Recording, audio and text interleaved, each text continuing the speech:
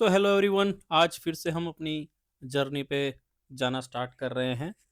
आज एक्चुअली हमारा आखिरी दिन है ये वाली कार लेके, जो हमारी इको कार है उसको लेकर। सो आज बहुत सारी बातें करेंगे इस कार को लेकर भी, अब तक का एक्सपीरियंस जो था उसके लेकर भी। लेकिन फ़िलहाल एक प्रॉब्लम है जो हम आइडेंटिफाई कर चुके हैं। सो चलते हैं उस प्रॉब्लम के बारे में बात करते हैं और क्या है वो देखते हैं। आगे बढ़िए। तो आज टायर में हवा नहीं है, थोड़ा कम है लेफ्ट में। सो अभी चेक करेंगे, कहीं पे अगर मिल जाए सुबह में अच्छे से रिफ़िल करवा लें टायर प्रेशर, उसके बाद फिर हम चलते हैं आगे। 4.5 साल में पहली बार मैंने ये इश्यू देखा है टायर प्रेशर का, या फिर कोई पहला इश्यू जो मैंने मेरी गाड़ी में देखा है। सो थोड़ा सरप्राइजिंग है, देखते हैं क्या होता है आगे। चलो। अभी तो मिला नहीं है यहाँ पे, यहाँ तक सीएनजी फ्यूल स्टेशन तक मुझे बीच में कोई टायर प्रेशर के लिए सॉल्यूशन मिला नहीं है। तो पहले हम सीएनजी रिफ़िल करवाएंगे, उसके बाद हम आगे चेक करते हैं कि कहाँ पे हवा भरने का ऑप्शन मिल जाए। चलते हैं। सो यहाँ तक तो मैंने ध्यान से देखा, रोड के दोनों तरफ कहीं पे कुछ दिखा नहीं मुझे। सो इसीलिए अभी अपने सीएनजी रिफ़िल करवाने का पहले प्लान कर लेते हैं। उसके बाद आगे जो भालेज रोड है, जहाँ से हमारा एक्सप्रेस हाईवे स्टार्ट होने वाला है, उसके पहले भी बहुत सारे पेट्रोल पंप और बहुत सारे जो टायर पंचर के शॉप्स हैं वो हाँ, जनरली वहाँ पर मुझे दिखते हैं आते जाते। लेकिन पंगा ये है कि अभी सुबह सुबह में अगर कोई ओपन है तो, और लेट्स सी, हमको कुछ ना कुछ तो ओपन मिल ही जाएगा। तो जैसे कि आप देख रहे हो, एक टायर का शॉप ओपन था और यहाँ पे हमने हमारी कार को रोक दिया और भाई को बोला कि एक बार टायर प्रेशर चेक कर ले लेफ़्ट साइड के अंदर, पैसेंजर साइड के अंदर।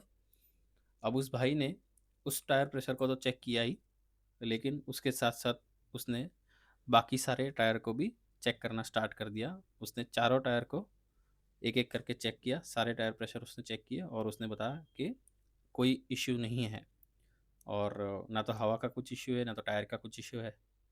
सो ये कन्फर्मेशन लेकर हम अभी हमारी जर्नी में आगे बढ़ रहे हैं।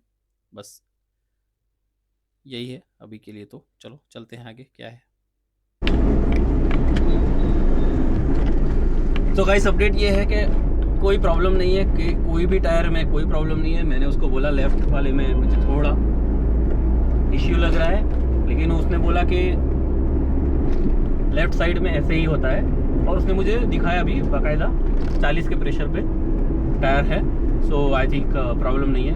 तो हमारा जो एक कन्फ्यूज़न था वो क्लियर हो गया है। तो अभी हम आगे बढ़ते हैं। तो जर्नी में आगे बढ़ते हैं हमारे एक्सप्रेस वे की तरफ, और वहाँ से हम अहमदाबाद और गांधीनगर की ओर बढ़ेंगे। सूरज चाचा रोज़ की तरह सामने दिख रहे हैं, और ये हम टोल पास करने के लिए पहुँच चुके हैं।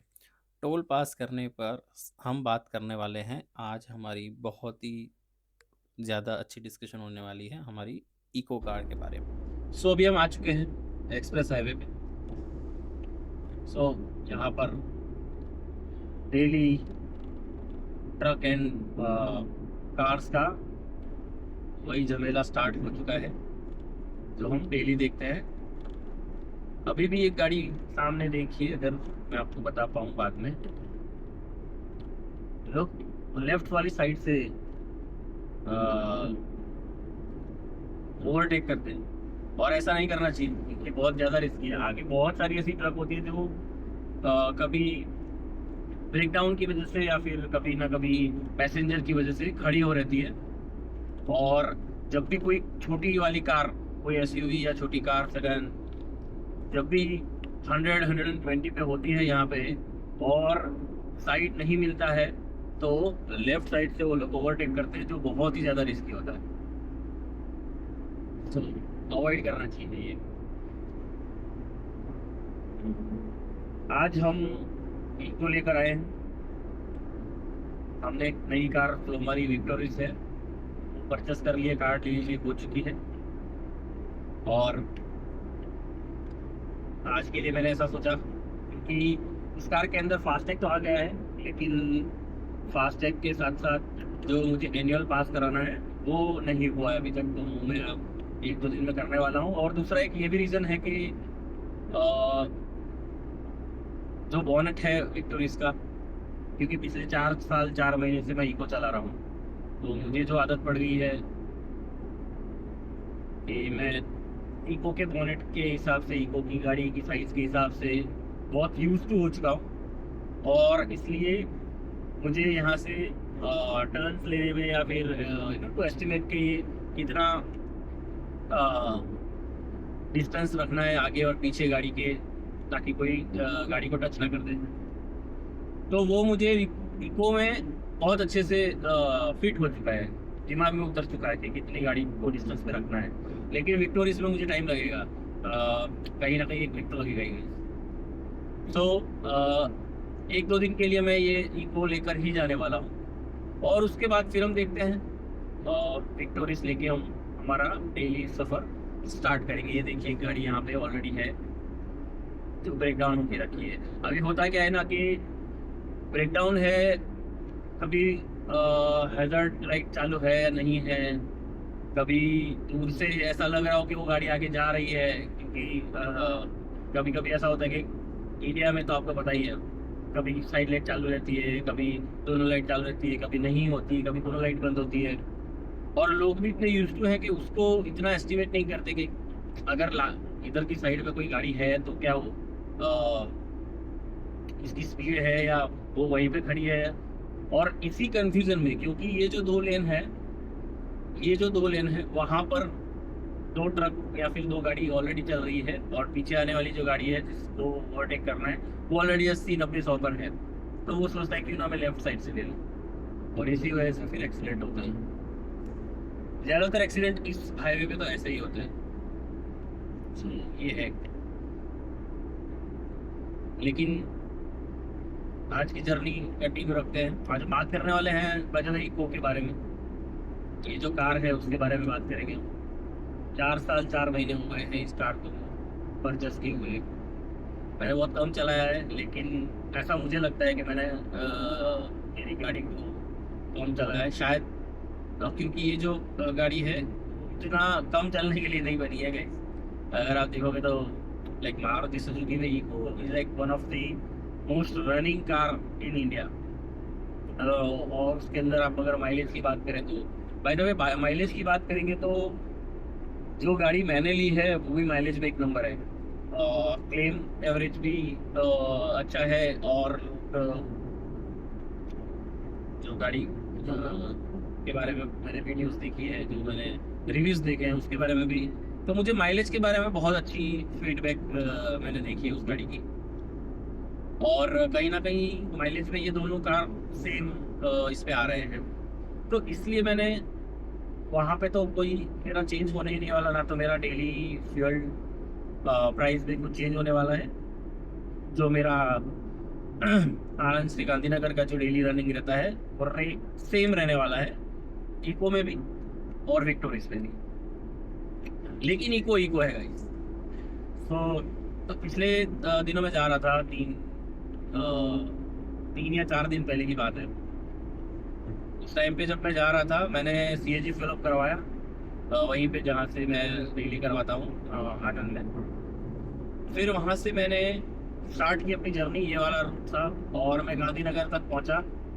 गांधीनगर तक पहुँचने के टाइम तक मैं पहुँचा था हिम्मतनगर हाईवे पे, एयरपोर्ट सर्कल से मैं थोड़ा आसरवास जो क्रॉस रोड है वहाँ से थोड़ा मैं आगे ही पहुँचा था गिफ्ट सिटी वाले रोड पे। लेकिन 80 किलोमीटर तक एक ही पॉइंट नीचे आया था। सीएनजी के जो 4-5 बार रहते हैं, फ्यूल बार, उसमें वो 80 किलोमीटर तक एक ही बार नीचे आया था गाइस। तो बहुत ही शॉकिंग था। लेकिन क्योंकि कार है फ्यूल एफिशिएंट, माइलेज बहुत अच्छी आती है इसकी, तो not to surprise for eco.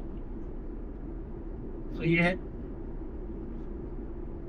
अगर मैं बात करूं तो बहुत सारी यादें जुड़ी हुई है इस गाड़ी को लेकर। मेरी सबसे पहली नई कार थी, पुरानी कार मैंने पहले की ली थी, लेकिन उस कार का एक्सपीरियंस मुझे ज़्यादा अच्छा नहीं लगा। 6 महीने में मैंने वो कार निकाल दी थी। लेकिन मेरा असली एक्सपीरियंस, असली जुड़ाव इस गाड़ी के साथ है। बहुत बहुत सारी ट्रिप्स मैंने फैमिली के साथ, फ्रेंड के साथ की हुई है, और मुझे बहुत अच्छी लगी ये कार। और ऑनेस्टली मुझे ये गाड़ी बेचनी नहीं थी, लेकिन कहीं ना कहीं जो हमारा डेली रनिंग है उसके हिसाब से, और मुझे थोड़ा सेफ्टी के मामले में मुझे लग रहा था कि मुझे अपग्रेड करना चाहिए, क्योंकि मेरा डेली रनिंग हाईवे पे है। तो वो दोनों चीज़ें मुझे ऐसा लगा कि मुझे गाड़ी चेंज करनी चाहिए। हालांकि हमारे हाथ में नहीं है, हमारा जिंदा या सरवाइव करना ये ऊपर वाले के हाथ में है। तो जैसा अल्लाह चाहे वैसा भी होता है, बेशक उसमें कोई शक नहीं है। लेकिन एक कॉमन सेंस से जो अल्लाह ने हमको दिया हुआ है, कहते हैं ना, तुम कांटे के ऊपर पैर अगर रखोगे तो वो चुभेगा ही। तो हम उसमें ऐसा नहीं बोल सकते कि अल्लाह ने अगर चाहा तो ही चुभेगा। अल्लाह ने हमको दिमाग दिया है कि अगर कोई कांटा दिख रहा है तो पैर नहीं रखना है, समझे? सो वही चीज़ है कि हम हमारा ट्राई कितना कर सकते हैं to be safe on road, wearing seat belt, maintaining the speed. लेकिन हम हमारा ट्राई कर सकते हैं, हमको ट्रैफिक रूल्स फॉलो करने हैं, हम सेफ्टी के हिसाब से चले, कोई डिस्ट्रैक्शंस नहीं होनी चाहिए। ऑब्वियसली ये जो वीडियो चल रहा है वो एक स्टैंड ही पे है, तो ना ये मैंने मोबाइल हाथ में लिया हुआ है, ना ये है। मोबाइल तो मेरा यहाँ पे है, सो मोबाइल के लिए तो कुछ है ही नहीं। सो ये है ओवरऑल एक सेफ्टी का रीज़न भी है जिसकी वजह से मुझे ये कार चेंज करनी थी। बाय द वे, फिर ये गाड़ी का तो कोई झूठ नहीं है, मतलब मैंने मेरे फैमिली में ही दी है, मेरे साले साहब को ये गाड़ी दी हुई है ऑलरेडी। ये मैंने उसको दे दी है, तो अभी 1-2 दिन के लिए मैं लेने वाला हूँ, फिर उसको मैं हैंड ओवर कर दूंगा उसको मेरी चाबी गाड़ी की। चल तो लेकिन कभी ज़रूरत पड़ी तो गाड़ी तो है ही, घर में ही है, कोई प्रॉब्लम नहीं है।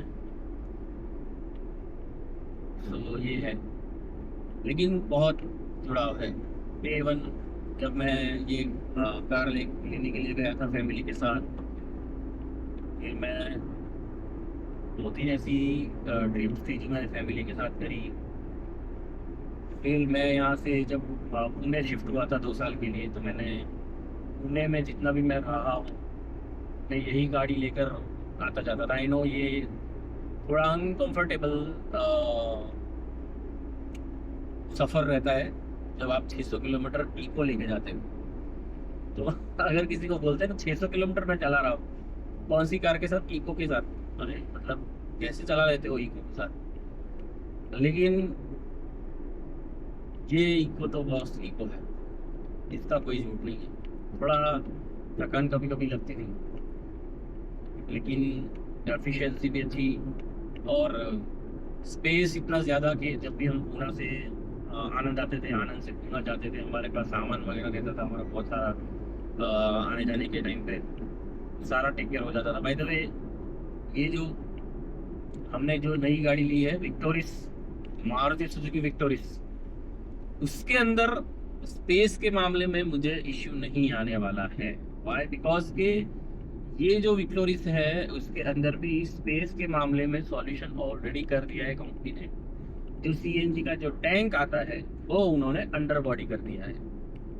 इसकी वजह से मैं जितना भी बूट स्पेस है वो 100% यूज कर सकता हूँ।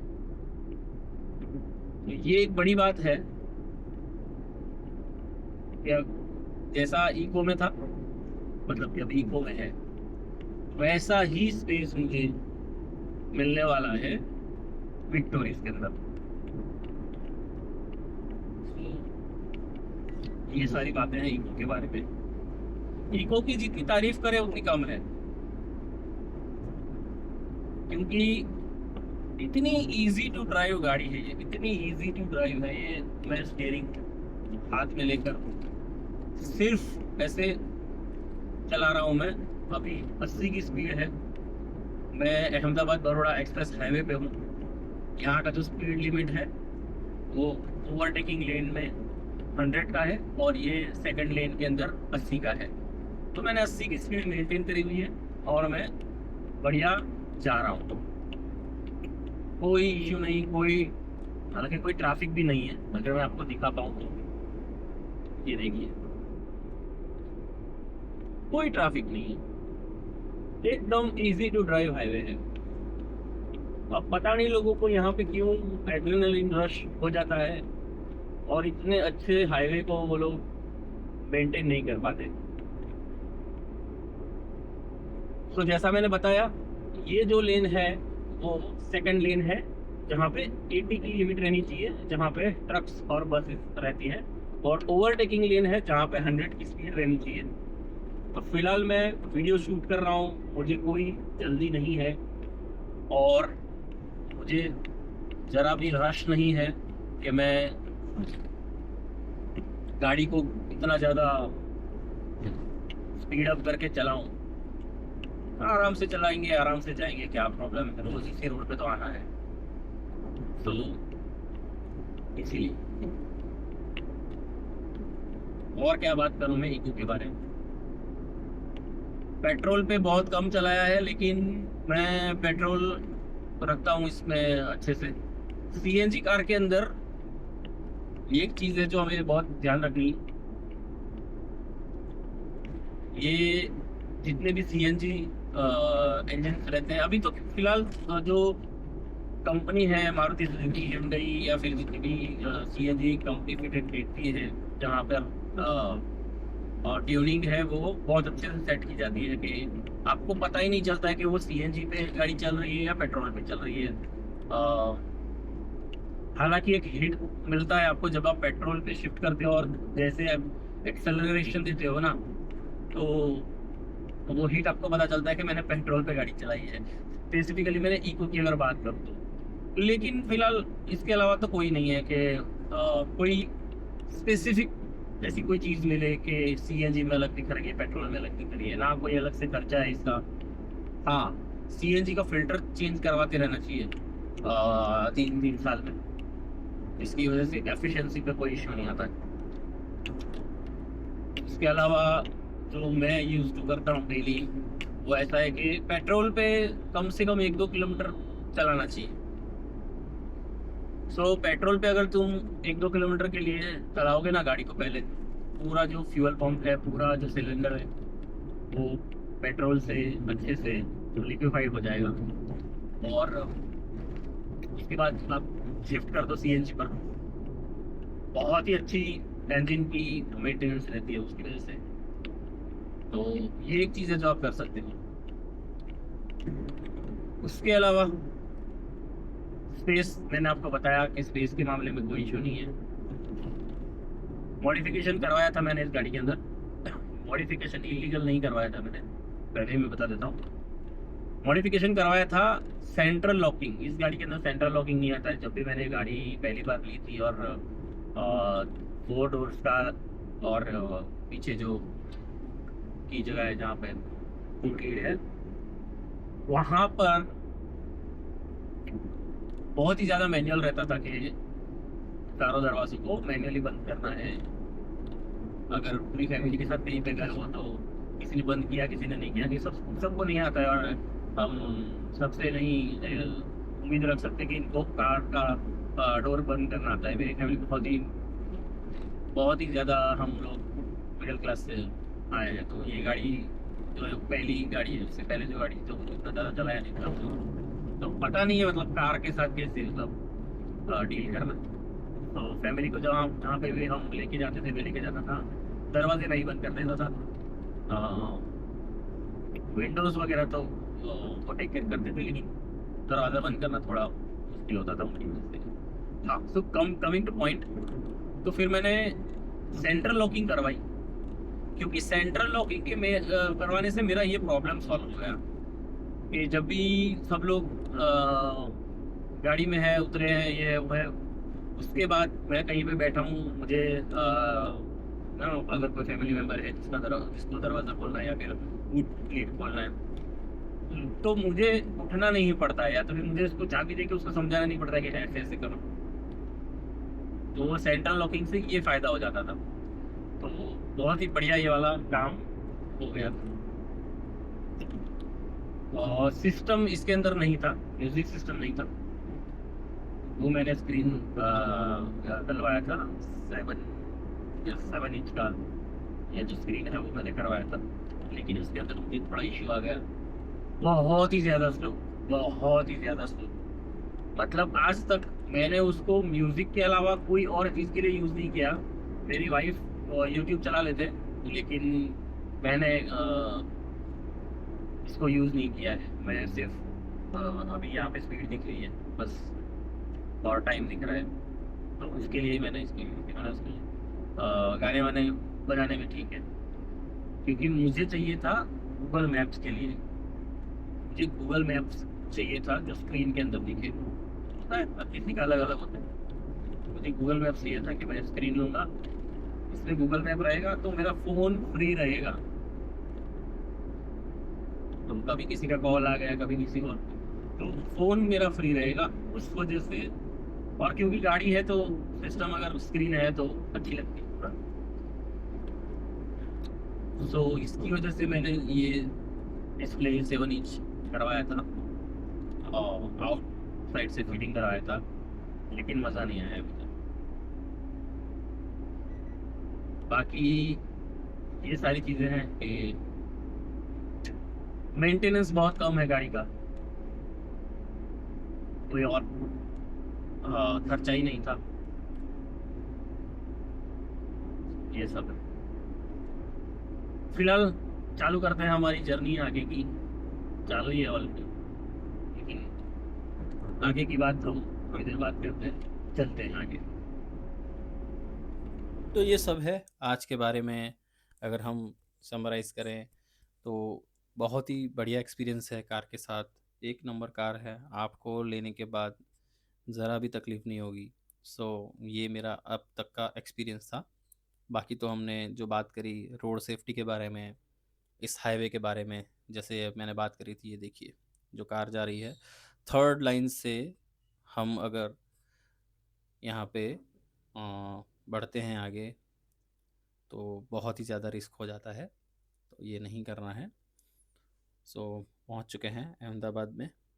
रिंग रोड से हम एग्ज़िट, रिंग रोड पे हम एग्ज़िट लेने वाले हैं, जो रास्ता हमें गांधीनगर लेके जाता है। सो आज हम देखें तो कोई पुलिस वाले नहीं दिख रहे हैं, शायद सब लोगों ने एक साथ छुट्टी ले ली है, पता नहीं।